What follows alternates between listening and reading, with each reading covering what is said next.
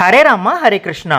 மகாபாரதத்துல பலராமர் யாரு அப்படின்றது தான் இந்த வீடியோல பார்க்க போறோம். பலராமர் கிருஷ்ணரோட அப்பாவான வசுதேவுக்கும் வசுதேவோட இன்னொரு மனைவியான ரோஹிணிக்கும் பிறந்த மகன். பலராமர் ஆதிசேஷனோட அவதாரம். திரேதா யுகத்துல மகாவிஷ்ணு ஆதிசேஷன் கிட்டையும் சங்கு சக்கரம் கிட்டையும் நான் பூலோகத்துல ஒரு மனுஷனா அவதாரம் எடுக்க போறேன், ஒரு மனுஷனா அவதாரம் எடுத்து எல்லா விதமான சுகதுக்கங்களையும் அனுபவிக்க போறேன் அப்படின்னு சொல்றாரு.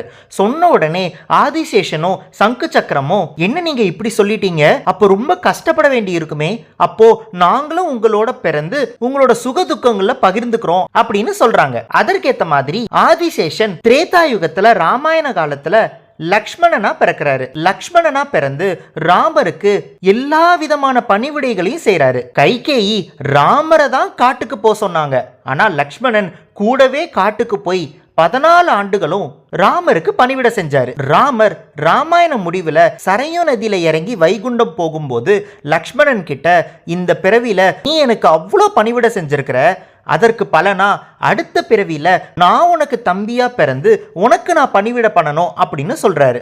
அதற்கேத்த மாதிரி துவாபர யுகத்துல ராமர் கிருஷ்ணரா பிறக்கிறதுக்கு முன்னாடியே லக்ஷ்மணன் பலராமரா பிறந்துட்டாரு. அதுக்கப்புறமா கிருஷ்ணர் பிறந்து பலராமரோட பேச்சுக்கு மரியாதை கொடுத்து கடைசி வரைக்கும் பலராமருக்கு தொண்டு செஞ்சாரு. கடைசி வரைக்கும் கிருஷ்ணர் பலராமரோட பேச்ச மீறினதே இல்லை. ஆன்மீகத்துல நம்ம செய்யற எல்லா விஷயத்துக்குமே சரியான அளவுக்கு பலன் கிடைக்கும் அப்படின்னு சொல்லப்படுது. அந்த மாதிரி லக்ஷ்மணன் திரேதா யுகத்துல செஞ்ச பணிவிடைக்கு துவாபர யுகத்துல பலன் கிடைச்சது.